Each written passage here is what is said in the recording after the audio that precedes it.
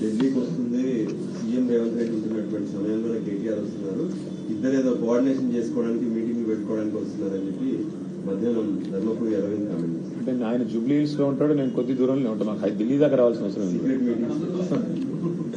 అంటే రేవంత్ రెడ్డి గారు కేసులు పెట్టేది మా మీద, రోజు తెల్లారులేస్తే దాడి చేసేది మా మీద. రేవంత్ రెడ్డి గారికి రహస్య మిత్రులు బీజేపీ వాళ్ళని రాష్ట్రం అందరికీ తెలుసు.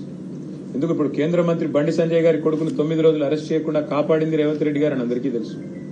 కేంద్ర మంత్రి మరి కేంద్ర పథకంలో అమృత్ పథకంలో రేవంత్ రెడ్డి గారి బావమరిది కాంట్రాక్ట్లు ఇచ్చింది ఎవరో అందరికీ తెలుసు. కేంద్ర మంత్రులు ఇక్కడ ఉన్న వాళ్ళందరికీ తెలుసు. అట్లాగే ఇవాళ సింగరేణిలో కుంభకోణం జరుగుతుంటే కూడా అక్కడ సృజన్ రెడ్డి గారి నాయకత్వంలో, రేవంత్ రెడ్డి గారి బావమరిది గారి నాయకత్వంలో భారీ కుంభకోణాలు జరుగుతుంటే మేము వచ్చి ఇక్కడ కంప్లైంట్ చేస్తే కూడా కేంద్ర ప్రభుత్వం స్పందించట్లేదని అందరికీ తెలుసు. హైదరాబాద్ సెంట్రల్ యూనివర్సిటీ భూముల మీద మేము ఉద్యమం చేస్తే, పిల్లలు ఉద్యమం చేస్తే అల్టిమేట్ గా సెంట్రల్ ఎంపవర్డ్ కమిటీ మరి సుప్రీంకోర్టు అపాయింట్ చేసిన కమిటీ వచ్చి దీన్ని వెంటనే విచారించండి ఈడీ అని చెప్పారు. ఇంతవరకు మరి అతి లేదు గతి లేదు. ఈడీ దాడులు జరిగితే రాష్ట్రంలో మంత్రుల మీద, పొంగులేటి శ్రీనివాసరెడ్డి మీద 2 ఏళ్ల తర్వాత కూడా ఇంతవరకు కేసు లేదు. కాబట్టి ఎవరికి రహస్య మిత్రులు, ఎవరితో కలిసి ఉన్నారు రాష్ట్ర ప్రజలకి తెలుసు, మీకు తెలుసు.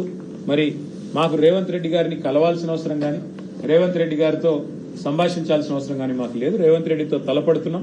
ఆయన అరాచకాలు ఇవాళ ఒక మాట చెప్పాలంటే, నిన్న హైకోర్టు చెప్పింది హైడ్రా అనేది 9 తలల విషసర్పం అని చెప్పింది నిన్న హైడ్రా గురించి. ఏది? రాష్ట్ర హైకోర్టు. ఇంతకంటే చెంపపెట్టు ముఖ్యమంత్రికి ఏముంటుందని నాకు అర్థంగా సిగ్గుండాలి. బడాబాబులను మాత్రం వదిలిపెట్టి గరీబోళ్ల ఇండ్ల మీద పడి, బడాబాబుల